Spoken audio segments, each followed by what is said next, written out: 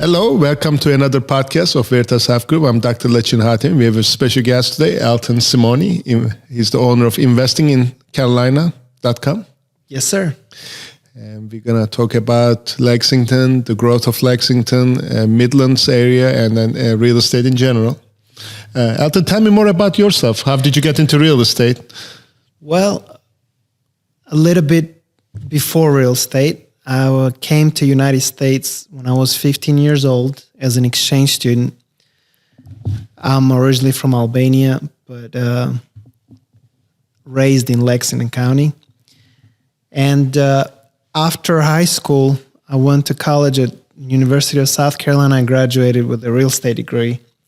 So I thought the easier way to real estate was through a real estate degree. And while I was at college, I had a professor, one of the McGee brothers, and the McGee real estate was very big in Lexington County at that time. Hey, he just passed away. Not Teddy. I had his brother, older brother, was our college professor. And one of his classes was very intriguing. It wasn't anything about books or you had to write an essay or anything like that. He just took everybody from the class to a farm that they had. And he was just basically talking about life and real estate and investing in real estate and how great it was for his family. So I was like, they're doing pretty well, so might as well try it out. So you follow the money, huh? I follow the money, basically. And after I graduated from college, I got with a real estate investing group out of Colombia. I was working for them. I worked for them for a few years and learned a lot about real estate investment. We usually specialize mostly on foreclosed properties, REOs, basically bank-owned properties, but also on properties that are dilapidated, and we would buy it, renovate them, and sell them. Or sometimes we would do wholesale to investors. We would renovate them ourselves and resell them, and also we would have a portfolio of rental properties as well. Were you like a W-2 employee or you were an investor yourself? No, at the time, right after college, I was just a simple W-2 employee. Okay. And then after a few years, I decided to branch on my own. And while they were focused on Richland and Lexington County, I started focusing on my own on Aiken County. And that's where I became an investor myself as well. We started in Aiken County. We'll buy every now and then the property here and there. We'll fix it and sell it. Why Aiken? Why not here?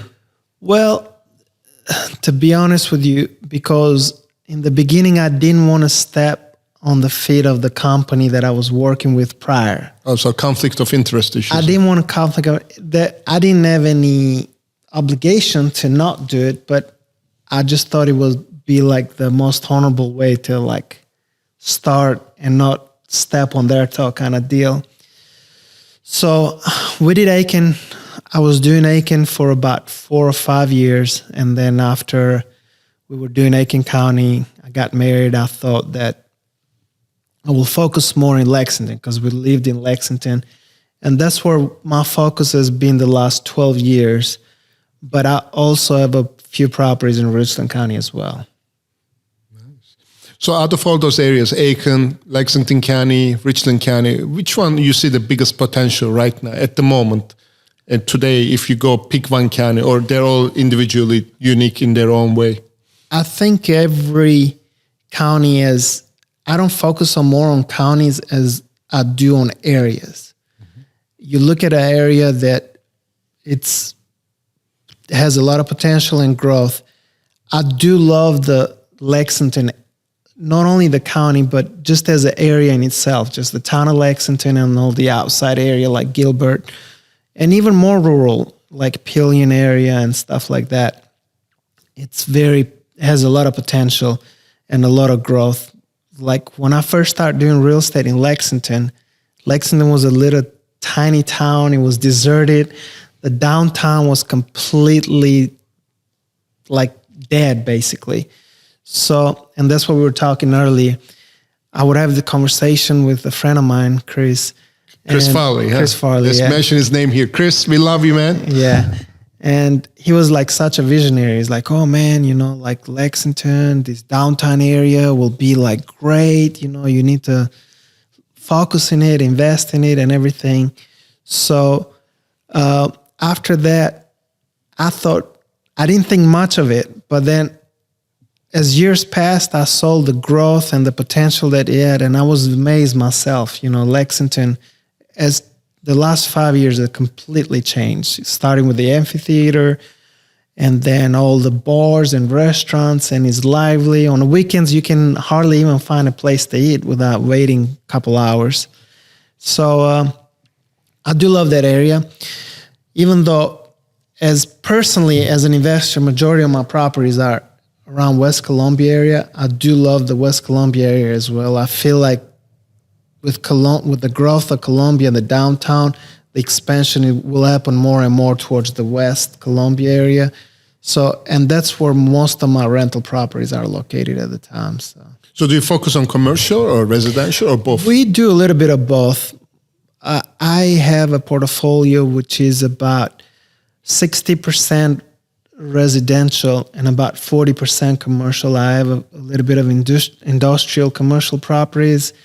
We have a strip mall in West Columbia, and we have a few properties in there that are like individually standing properties that we rent.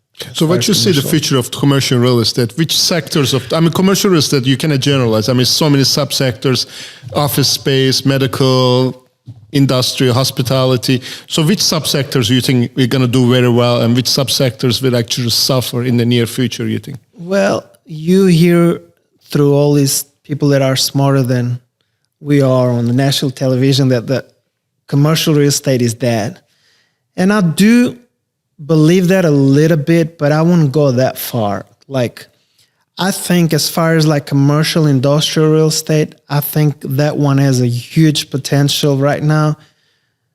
There's a lot of mechanics that are going on their own. There's a lot of painters and plumbers and electricians.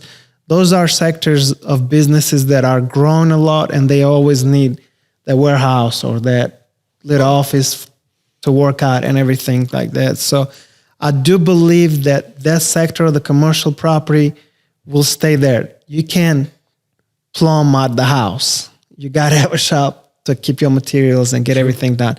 You can change which some people do, the motor of your car in the house, in your garage. So you have to have those spaces. So I do feel that space will always have its own place. And you know better than I do, as far as like the medical commercial property, I feel like with the growth, especially in Lexington County, that the growth that is seen, we do need a lot more doctor offices and more medical practices just to serve everybody that is around and all the growth. Well, I see a little bit of decline is more like in the finance parts. Like I don't think like the big finance company is going to build like the 2,000 office buildings and stuff like that, the high risers. I don't think that's necessary for them. And with the world and the technology nowadays, I don't think it's going to be as much downtown as well, because a big corporation, they can build something more rural, save a lot of money in taxes, and get a much better deal on land and building something rural than having to go downtown and paying all that taxes downtown. And I think the cost of living, I see the people coming from New York, New Jersey, California to hit this area is huge. It's in the beginning, like right after COVID, I was coming across a bunch of people that were moving here from New York and other places up north.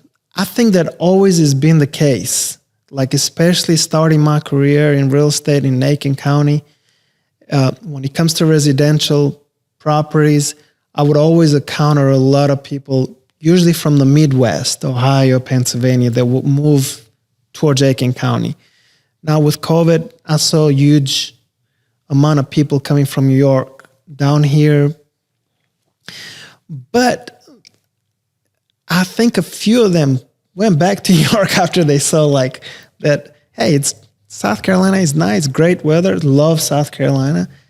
But a teacher in South Carolina doesn't get paid the same as the teacher in New York. So they're Absolutely. like, when they saw those wages, they're like, hey, buying a house cheap here is nice, but at the same time, you can't teach for $40,000. So. I mean, for the working class, probably, but the retired people who get that pension and then they come here a lot. Yeah. Actually, we have a little townhouse in Pawleys Island towards the coast, and now I'm seeing so many, like, around our condo, there's like nothing but people from New York, Pennsylvania. Like, we usually go around the parking lot me and my son go around the parking lot just to see the new tags that are parked in, and everybody's like New York, which we see a lot of people from towards the coastal area from Texas, which is actually not something that you would think. It's very interesting. Yeah, would be the case. And maybe those are rental cars. I don't know. I mean, I asked the people from New York, like what brought you here? I was my question. Oh, so you're from New York? What brought you here? Some people say we just picked because it's a cheap place. We have no ties. We don't know any family from here, and we don't have a job here. We just came here because it was cheap. Or some retired people, they say, oh, we follow our kids. Our kids live here. They got a job, so we follow them. So they want to be close to the family. That's happening a lot. So I think that's good for the real estate market. It kind of props up the prices and increases the demand. That part of real estate migration has a lot of benefits, but it has a lot of things that are not good for the average person in South Carolina, in my opinion. With the real estate market, the last 3 years, the thing that I saw that actually was great for an investor like myself, because we were selling the properties for top dollar, but at the same time, for the average person in South Carolina that lives a middle class, has middle class wages, they were having a hard time finding anything to buy. So it is good for growth, but at the same time, you have to have that balance, because you don't want to price a lot of people that are local and work hard out of the market of purchasing properties. So we have to find like that balance to keep the community housed and also keep the prices where everybody can afford it at the same time. I mean, in Lexington, we are dealing with a huge traffic problem, and then a lot of people are against new subdivisions, new development, but then that also decreases the inventory and then increases the house prices too, because people cannot get affordable housing. So what do you think? Like, should we allow cookie cutter townhomes in Lexington, or we should focus on higher end, or what you see, or we should limit I am a pure capitalist. I think you should allow whatever the market is needed at the time. If there is a market, which I think there's a great market for townhomes, then you build townhomes. If there's a market for somebody wanting to buy $1 million houses, then you build more $1 million houses. I am a big believer that the market dictates what we build around Lexington, and you have to build what people want. And so you don't think the county administration or the town administration should limit the growth? That's the thing. Like, some people are scared of growth, and growth could be scary. Like, I've seen some older people that they don't like waiting on traffic for 30 minutes. And they don't like seeing all these new subdivisions being built and everything. But that's part of life. We have to grow. If we want Lexington to be a vivid town and growing and young and vibrant, you have to take the good with the bad, like everything else in life, So when we complain, which traffic is pretty bad during rush hour, but you have to keep in mind, those are a lot of taxpayers that are contributing towards the town to good schools, better schools. Absolutely. Better infrastructure. Our parks are amazing. Exactly. Lexington offers a lot of great things, beautiful parks. I loved Lexington. I actually moved this year to Columbia because of my children's education, schools mostly. So we were driving 45 minutes every day, but after their schooling, my wife and I probably plan to move back to Lexington, to be honest. And then in the commercial space, I see a lot of weird trends going on. Like, there's a lot of self-storage places. I know there's need for it. And then there's car washes in every corner. It's part of growth. But do you think the market is saturating in those two sectors? Like, do we need that many self-storage places or car washes, or do you think that's just addressing the demand? I think for me to give you the correct answer to that question would be waiting 10 years and see if any of them come to foreclosure, and then they build too many of them. So we buy them. But for the time being, apparently they feel that there is a need. And I'm a big believer on investments like that, especially storage units and car washes. Those are great investments that make you money while you're sleeping, and they're not that much that you have to put your hands to on every day, like maintenance-wise, you know? So I would say keep building them till nobody uses them and you stop building. And the prices will come down because competition will increase, and then Absolutely. you might have cheap storage. Exactly. So nothing bad.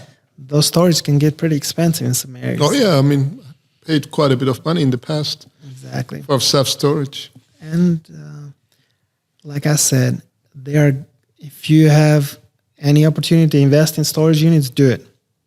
So with the interest rates being so high right now, do you still recommend people to go buy a house, or do you want them to wait a year or two to interest rates to come down? I mean, is there a right time to buy a house, or they should stop, or they should hold off on that one? Or do you think any time is good time to buy a house? So if you think of it rationally, interest rate now is about 8%. I mean, if you have good credit, you can get something in the mid 7s to lower 7%.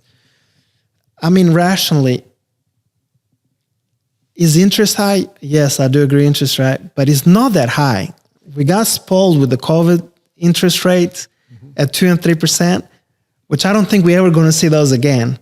So if you're waiting to buy a house where you see the interest rate to be around 2 to 3%, you're never going to buy a house. Because I don't think that's going to happen again unless like another virus or another weird thing like COVID happens. But do I think you should wait? If you need a house, I always recommend people, you get a house, you get the best deal for you that fits your family. When it comes to the interest rate, where that affects the buyer the most is that usually when people buy houses, believe it or not, about 80 to 90% of the people, they don't even look at the house prices. They look at what they can afford based on their income. Like car payments. Exactly. So they go to a mortgage broker and they basically tell them like, I make this much, I want my house payment to be around $1,500. Well, during COVID, that $1,500 went a long way to buy a house. Yep. But now with $800,000 with 8% interest, that $1,500 doesn't buy you the kind of house that will buy you 4 or 5 years What was ago. it? Every 1% the interest rate goes up, the house price should come down 10%, something like that? Absolutely. So every 1%, your monthly payment go up about 10%. So I think you buy the house, just as long as you don't buy something that you don't want, because you don't want to live in a house you don't want. And I think interest rate eventually will come down, because if you look at the numbers right now with inflation cooling and everything, I think interest rate this is my opinion, I'm not like an expert or an economist or anything like that, but I would say middle of next year, the interest rate will cool off, but definitely they will not be in a 3 to 4%. But I think as long as they are in 5 to 6%, will help the real estate as well. Because I'm seeing a trend just about on every market in the metro area where the houses are sitting in the market longer than they were 3 years ago. So that's going to affect the price, and the price is going to come down and everything. So that $1,500 will buy you something nicer. Now, everybody knows their situation in their life, if they should wait or not. So we can't tell them. But if you really want a house and you see something you like and you can afford it, go ahead and buy it. You can always refinance.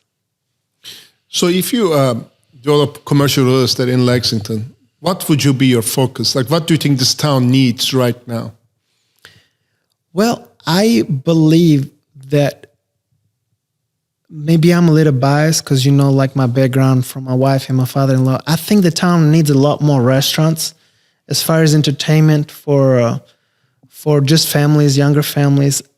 The town is growing, is great, And the other good thing is that it's grown with younger people, with younger couples.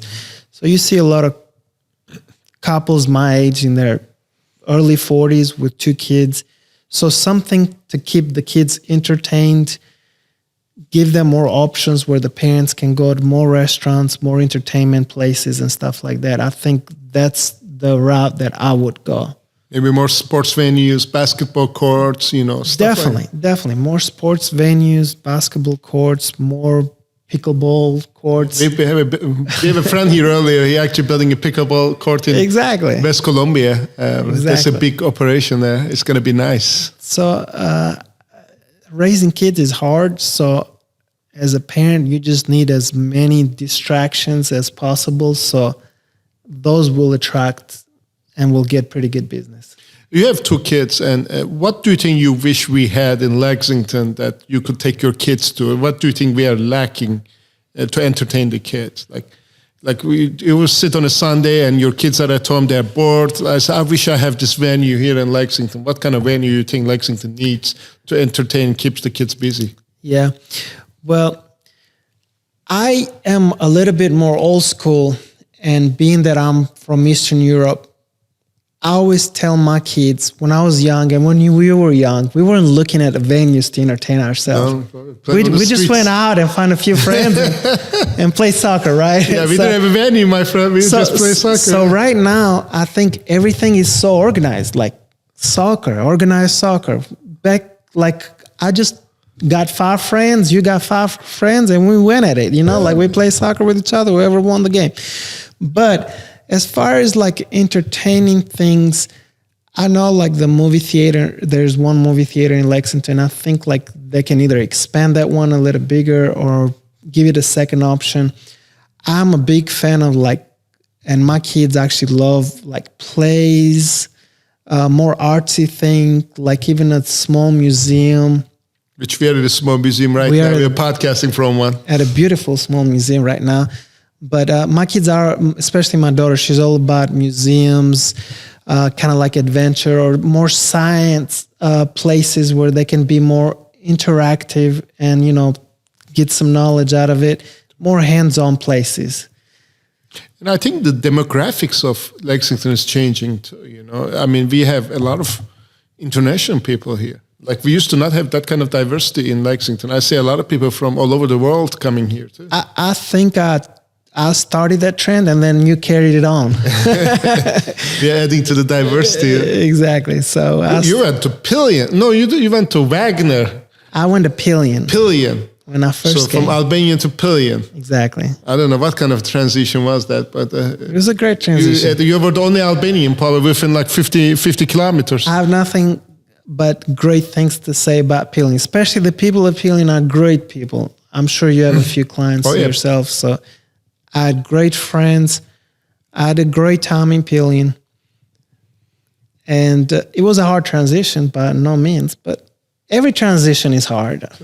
But a lot of activities, like outdoor activities in Pillion, probably hunting, ATVs, yes. Outdoor activities. Absolutely. I was like a city boy. I had never seen a rifle in my life, besides when we had a little conflict in the Civil War back home. But over here it was 12-year-olds hunting rabbits every Sunday, So it was a little bit of culture change, but I think that's good. We all need to get experience a little change in culture every now and then. So what would be your advice to somebody who wants to get into real estate? That's always on the podcast, always on the videos. There's a lot of nationwide speakers, Grant Cardone's and all these people promoting real estate. Somebody who wants to invest in real estate, a young person in their 20s, what would you recommend? What's the best way to start and educate themselves about it? Well, I have always been a believer to go with your heart. I've never watched a podcast in real estate. I've never watched any other shows.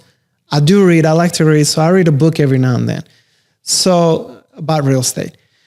So the only advice that I would give anybody in real estate, it's you do real estate, make sure that you're good at numbers. Real estate is like every other investment that you're going to make in your life. The numbers have to make sense to you. it's all said and done, if the numbers make sense, you have to buy the property at the right price. You have to find out people that can fix that house for you at the right price. And then you have to make sure that the property would appraise where you can make a profit. So if those three things, if those three numbers make sense, then go ahead for it. I give like half of the, I see a lot of people that actually are very good at real estate. And one of my role models from the beginning, from the investment company, he was a gunslinger. I'm more conservative. I always like have to think 3 or 4 times like before I even make a move in real estate. Where the guy was like, let's buy today and we think about the numbers tomorrow. So when I start working with him, they had actually got burned on a few projects, quite a few big projects. And then when I was working, we worked so great together because we balance each other and we were so good. And I feel like now I do a lot of real estate with my brother as well. My brother is more like a gunslinger and I'm more like, hey man, slow down a little bit. You know what I mean? So you're the conservative. Exactly. So I'm like, let's think about it a little bit more and then we can make the move. So like I said, as an advice, I will never advise like some other speakers where like, oh, take all your life savings and just go cash all your 401ks and everything. Like this business is not for everybody. It's a hard business. I mean, people see on TV like real estate guys drive nice cars and wear Rolexes and this and that. But at the end of the day, you want to achieve that kind of success right from the start. You have to stick with it and you have to build step by step. You can get success, but it's going to take a long time. If you look back for all the deals you have done in your lifetime, which one stands out the most? Like you say, I did this one deal. Oh my God, I cannot still believe it. Like what's your slam dunk, like the best and the best deal you ever done? My slam dunk deal, which is like one of the best deals that I've done in my life, but is one of the deals that I actually regret for selling as well. Like one of the deals that I absolutely regret for selling was a deal on some acreage in Aiken. I had bought a few hundred acres in Aiken for a really good deal. I mean, it was under $1,000 an acre. And this was horse county, horse area. People would train horses, race horses. Beautiful land, great land. At the time, I was like 26 years old. And I was flying high. You know, I got this huge deal. I was able to close on it. Everything was good to go. And then I had just met my soon-to-be wife from college, and we were serious, and we decided to get married. So it was a dilemma. I had to pay for a wedding, and I had this great deal in my hand, and I wanted to keep this land because I felt like it was a great deal, like we were saying.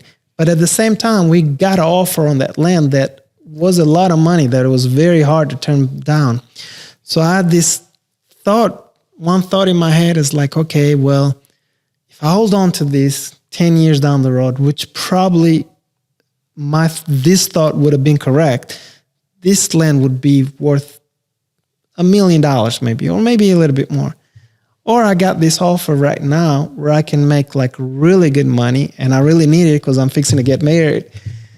And I took the deal. We make money. I got married. It ended up great because I have a great family. I have a good wife. So everything is good, you know. But at the same time, it was a home run. It was a great deal. But at the same time, it could have been a grand slam if I would have kept on it. It's a once-in-a-lifetime deal. You know, like you do it and you just retire after that. Exactly. So it was one of those things. I remember. I missed a property like that. It was on foreclosure. Actually, it was in Kentucky. It was like $200,000.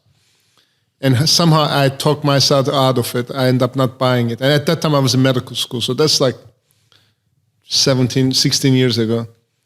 Now that property is worth probably $2.5, $3 million. I mean, you know, if I hold on to it, I would be very well off. But, you know, you cannot look at your deals like that. You know, there are always opportunities everywhere, you know. Absolutely. I mean, you're doing pretty well for yourself, even without that deal. So the biggest thing is you can't dwell too much on the past, and you just have to focus on the future.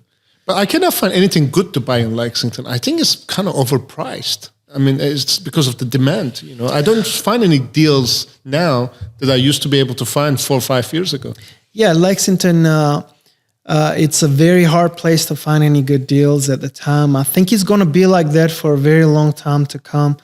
Lexington, it's pretty much well established. The people that own what they own, they have long-time ownership of those things, especially in the commercial side of the properties. When it comes to residential, demand is still high in Lexington, so those houses will continue to sell. But as far as commercial goes, like we were talking a little earlier, a lot of the older generations own quite a few of those commercial properties, and they're not going to let it go because they don't have the need to let it go. I think it's going to have to be a change of hands, like inheritance and people dying off. Because like everything else in life, that's how it works. It's just going to have the cycle of life, and turnaround is going to have to happen. But Lexington pretty much holds pretty steady, and I mean that's kind of a good thing, to be honest with you, especially if you have commercial property in Lexington, because you don't want a lot of foreclosure. You don't want to. Foreclosures is nothing but depreciation on your property, so you want it to keep strong and keep going. Demanding is good, yeah. Exactly. If you own a lot of property, if you are an investor that want to jump into the market, you are the shark looking for the blood in the water. So I don't know, when I opened my own clinic, I bought that clinic building that I'm running my urgent care. It was vacant for 3-4 years. Nobody was buying it. They dropped the price, and there was some vacant properties next door. Like there was a car wash now. That was like a bunch of old homes running down, and then there was a abandoned pharmacy building on the corner. Now it's a gas station. And, even in the last 5 years since I purchased that property, everything around me changed. Absolutely. I mean, it's just like crazy. That your property, it's like primetime real estate. It's the heart of Lexington. And the fact that you were able to get it at the time, I think you should consider that very fortunate. And I don't think that opportunity is going to present itself, not anytime soon anyways. I don't think so. Because with the growth that we've seen, and like you're saying, like you see it at your clinic, you see new people every day. You see so many younger and newer faces that I don't think opportunities like that will present anytime soon, which is good for the town. It's going to keep that consistency going. But you never know. Who knows, right? But Lexington is, real estate is microcosms, small markets, everybody's different, behave different. Even the nationwide, you have a problem in real estate, Lexington might do very well. Absolutely. I don't see it's going anywhere bad. Yeah, like I told you earlier, I usually don't do these real estate conventions and everything, mostly like to read every now and then, just to see what market cycles are on different areas. And the thing that I like about South Carolina in general, but especially in Lexington County, that we always do this. We do steady, small growth, where you look at like places like New York and other bigger markets. You see those Mount Everest type of climbs and Mount Everest type of dips. And those are the areas where investors love the most, because for some reason the rich always know how to buy the dip and sell the high of the mountain. So those are the great areas. But being from Lexington, I like the steady growth, the steady, consistent growth. So what other areas other than town of Lexington, like hot growth? Like I'm looking for urgent care expansion. One of the areas really, really getting my attention is Red Bank. I mean, that place is just blowing my mind. Every day I drive by it, the traffic, the action, what's going on in there, it's exploding. I mean, it's just like huge. Red Bank, it's absolutely exploding. It's absolutely huge. And I think you should definitely have a place there, because you will have the market there for what you're basically offering. Absolutely. When I first started doing real estate, and you would drive through Highway 6, if you went from Pillion, come towards Lexington, and you drive through Highway 6, there was nothing in there. There was no Lowe's. There was no Walmart. There was nothing of that. No Publix. And now it's like its own little town, basically. You know, like it could be its own little city, like the Red Bank area right now. Red Bank is like, you think Lexington is growing. Think about Red Bank. Red Bank is the next level stuff.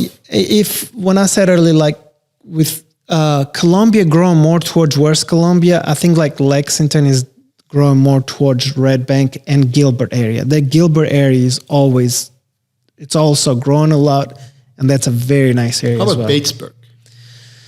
We are not quite there yet, huh? There's still two further. Well, you know, like everything else, it has grown a lot since I first started doing real estate. It's not to the Red Bank kind of growth, because keep in mind, Batesburg was already a pretty decent city. I mean, it wasn't like huge, but it wasn't like a little town like Peeling or anything like that. It was always bigger than the other smaller cities around. But I think eventually we'll grow. I think Batesburg will grow eventually as well. But as far as right now, the hottest area as far as commercial real estate, probably Red Bank.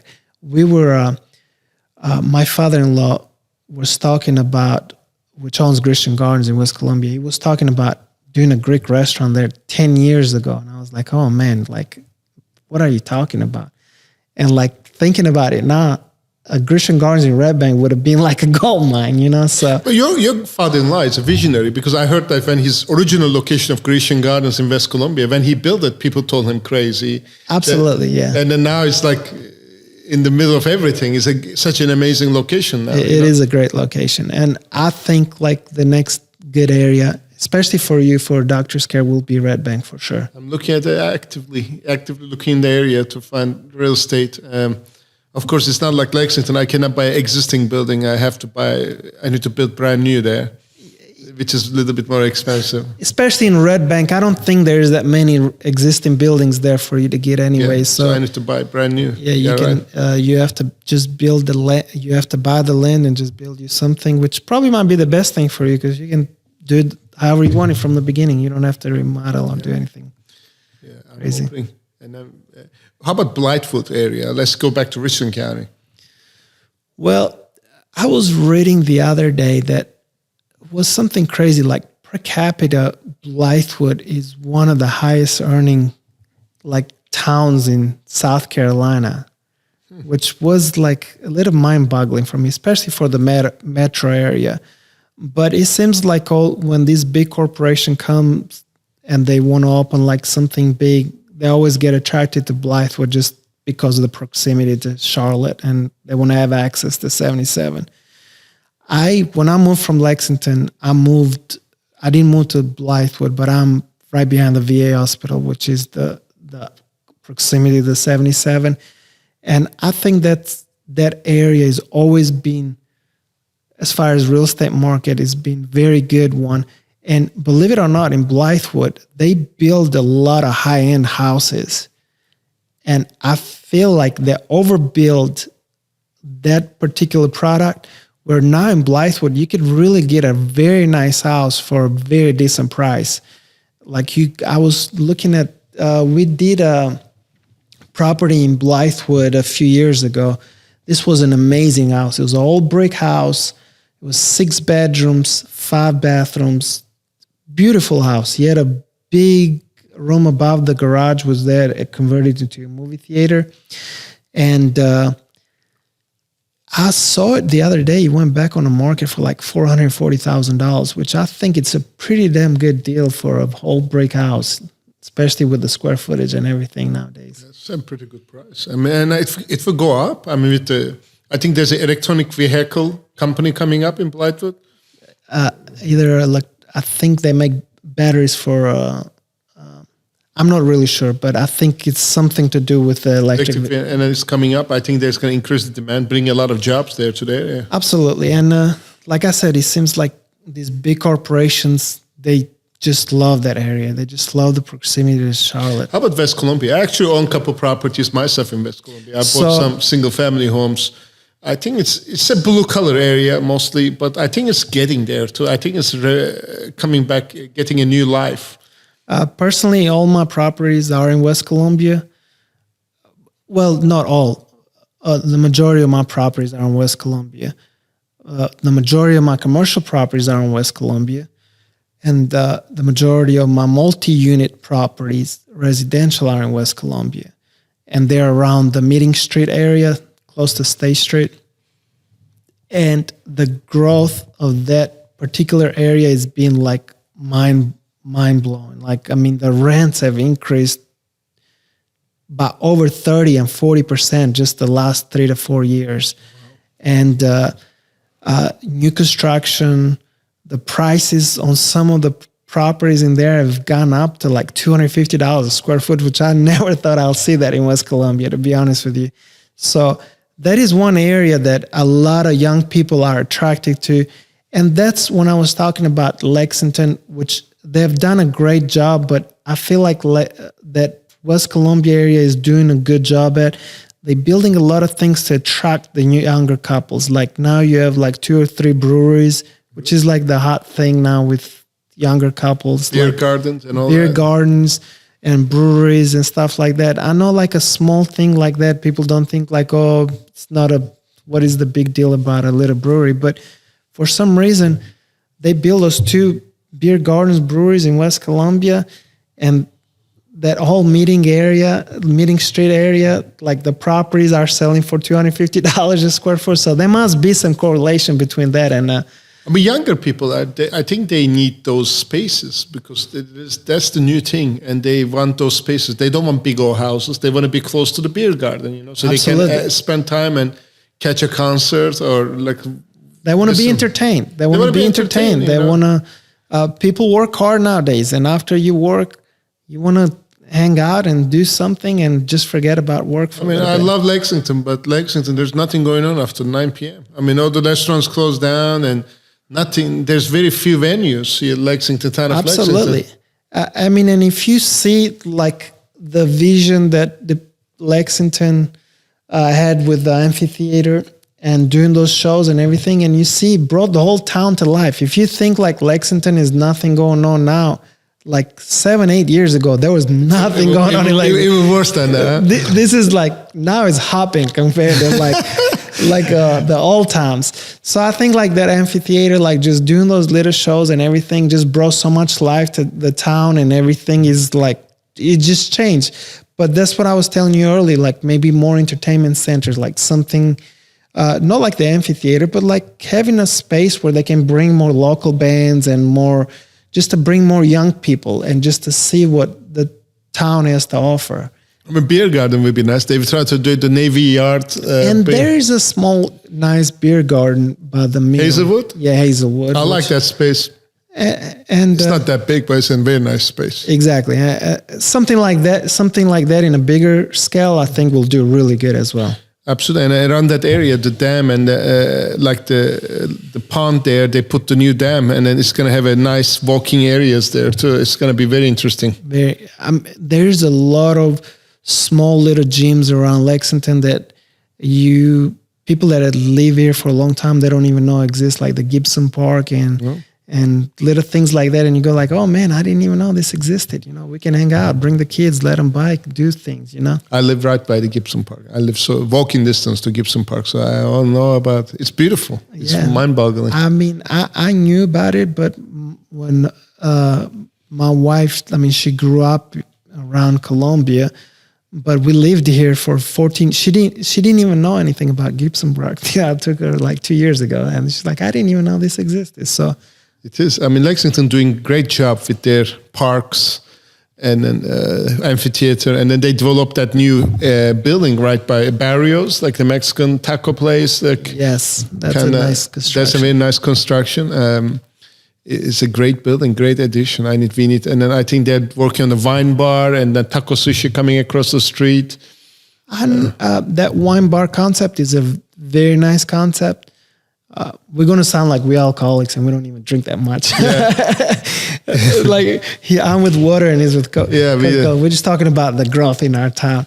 That wine bar concept is in Columbia on Divine Street. And they try to get in there for a while now. And I'm happy to see it. It's a very good concept. You take your own food and they have a selection of wines. So they charge you only for the wine. So you pour your glass of wine, and you can bring your little hors and everything and accompany the wine with whatever you like. And I think it's a great concept.